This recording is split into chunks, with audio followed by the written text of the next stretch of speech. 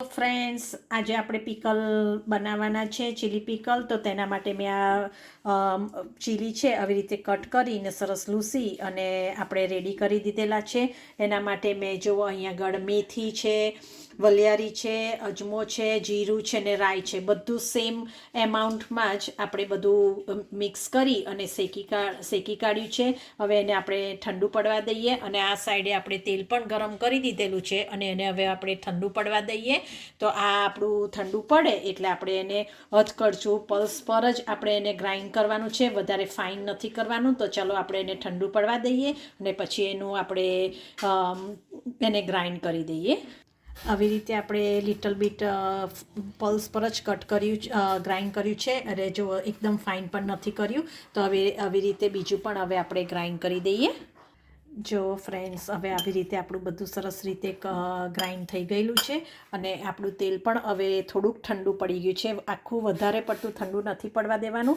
તો હવે ચલો એમાંથી પાવડર આપણે જે કર્યું છે બધું રેડી, રાઈ, જીરું, અજમો, વલિયારી અને મેથી દાણા એ બધું ગ્રાઇન્ડ કરી રાખ્યું છે. એમાંથી હવે થોડુંક આપણે જેટલા મરચાં છે તે જ ક્વોન્ટિટી પ્રમાણે આપણે એમાંથી થોડોક આપણે મસાલો બધો તેલમાં એડ કરી દઈશું.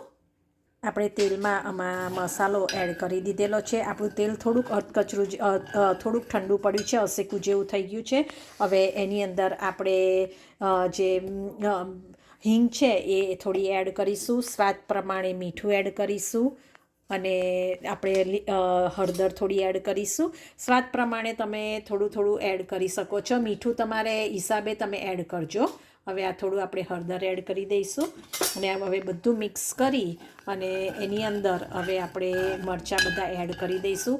ઘણા કૂક કરે છે મરચાં, આપણે કૂક નથી કરવાના, કારણ કે કૂક કરવાથી એ જલ્દી પછી સોફ્ટ થઈ જાય છે, એટલે કૂક નથી કરવાની. એટલે આવી રીતે આ અસેકું તેલ છે એમાં જ હવે આવી રીતે બધા મરચાં એડ કરી દઈએ.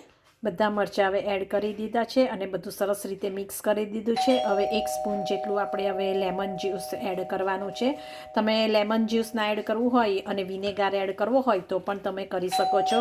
હવે આ બધું સરસ રીતે મિક્સ કરી અને એને હવે ઠંડુ સરસ પડવા દઈશું અને પછી બોટલમાં ભરી અને આપણે એને ખાવા માટે પણ રેડી કરી દીધું છે. તો હવે તમે પણ આવી રીતે ચીલી બનાવજો અને એન્જોય કરજો. સબસ્ક્રાઈબ કરવાનું ભૂલશો નહીં, લાઈક કરવાનું ભૂલશો નહીં. બાય.